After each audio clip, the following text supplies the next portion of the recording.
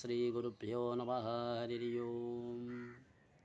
ఓం నారాయణం నమస్కృత్యం నరం చైవ నరోత్తమం దేవీం సరస్వతిం వ్యాసం తతో జయముదీరయతే. స్తభాభ్యాం సభాపతిభ్యశ్చ భో నమో నమః. శ్రీ పార్వతీ పరమేశ్వర సభకు నమస్కారం. ఈరోజు బ్రహ్మాండ పురాణం నుండి 6వ రోజుగా అనంతరం 7వ రోజుగా చెప్పబడిన బ్రహ్మ చేసిన శివస్థుతి గురించి తెలుసుకుంటాం.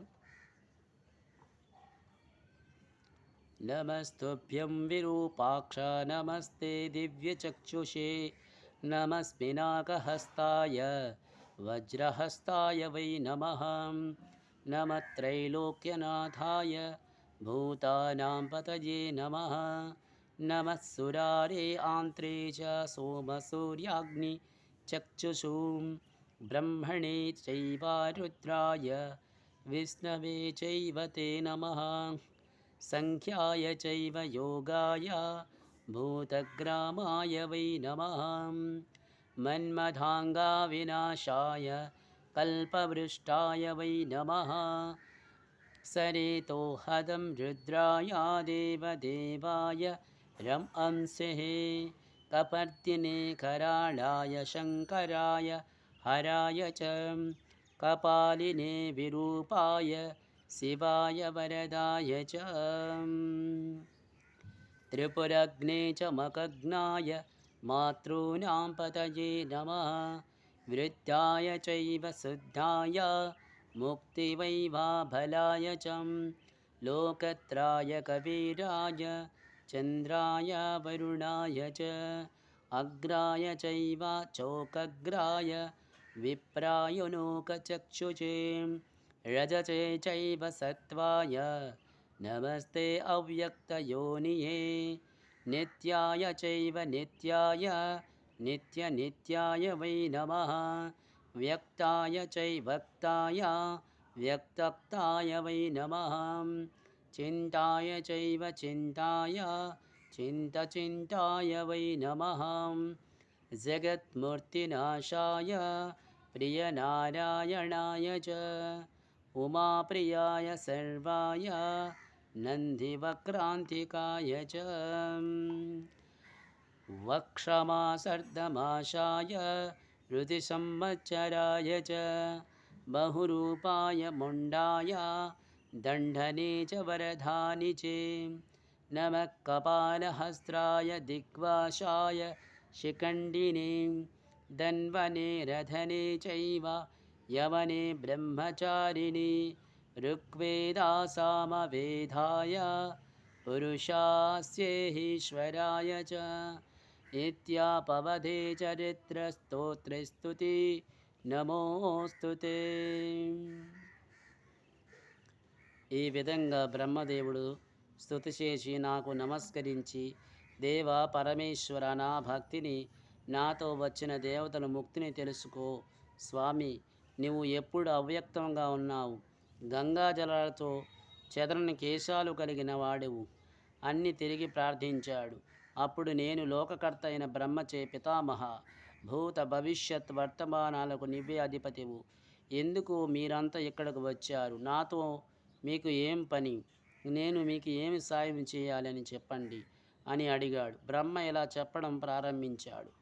సర్వానికి కారణమైన వాడు ఈశ్వర. దేవతలు దానవులు అమృతం కోసం సముద్రాన్ని మదించుచుండగా దానిలో నుంచి భయంకరమైన కాలకుట విషం ఆవిర్భవించింది. దాన్ని చూసి మేమందరం ఎంతో భయపడ్డాం.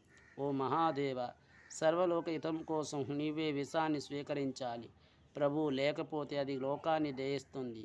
దాన్ని తాగుడానికి నీ ఒక్కడవే సమర్థుడు. నువ్వు తప్ప మరెవరు ఈ కాలకుటాన్ని కనీసం తాకలేరు అని దీనంగా ప్రార్థించాడు. అప్పుడు బ్రహ్మ ప్రార్థన విని నా మనసు ఎంతో ద్రవించింది. లోకాలంటి క్షేమం కోసం వారంతా కోరిన విధంగా ఆ కాలకుట విషాన్ని తాగడానికి అంగీకరించాను. దేవి వెంటనే సాగరమదనం జరిగి ప్రాంతానికి వెళ్ళి మహాభయంకరంగా జ్వలిస్తున్న మృత్యువలే కనిపిస్తున్న కాలకుట విషాన్ని తాగటం ప్రారంభించాను.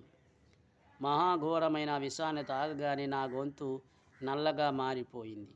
నా కంఠం నల్లటి కలువు లేక రేఖలుగా కంఠాన్ని కౌగిలించుకున్న కాలసర్పంలా ఉన్నది. ఈ విధంగా విషప్రవాహంచే నల్లగా మారిన కంఠాన్ని చూసి మహాతేజవంతుడైన బ్రహ్మ, మహాదేవ, విషప్రవాహంతో నీ కంఠం నల్లబడడంతో నీవు నీలకంఠుడుగా ప్రకాశిస్తున్నావు అని పలికాడు. దేవి ఆ విధంగా బ్రహ్మదేవుడు విన్నపాన్ని మన్నించి విషము తాగినందుడి వలన నా కంఠం నీలవర్ణానికి మారింది.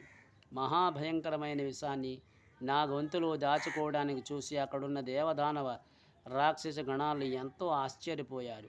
వెంటనే అందరూ భక్తిగా నాకు నమస్కరించారు. అహోబిలం వీర్య పరక్రమేస్తు త్వమేవాం రోగఫలం తవేశ. అహో ప్రభో త్వాం తవ దేవదేవం మహాద్భుతం మన్మదేనాశః. త్వమేవ విష్ణు చతురాసనస్థితం త్వమేవ మృత్యుర్బధనస్తమేవహం. త్వమేవ సూర్యారజనే చ కరస్య వ్యక్తస్మే వాచ చరాచరస్య. త్వమేవ వాయుపవనస్తమేవ భూమి సలిలాం త్వమేవహం.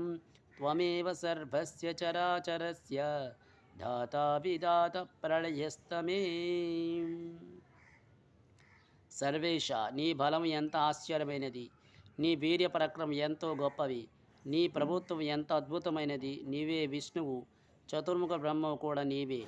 నీవే మృత్యుదేవతవు, నీవే వరదుడువు, నీవే సూర్యుడువు, నీవే పృథివు, నీవే నీరు, స్థావ జంగరమాత్మకమైన ఈ ప్రపంచాన్ని సృష్టించగలవాడు.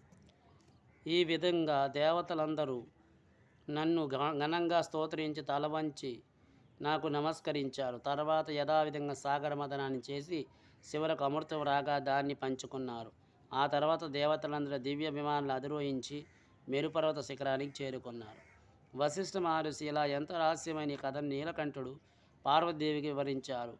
ఈ చరిత్ర ముల్లోకాల్లో విస్తృతమైనది, సర్వ పాపనాశనం చేసేది. ఈ దివ్య వృత్తాంతం పరమ పావనమైనది.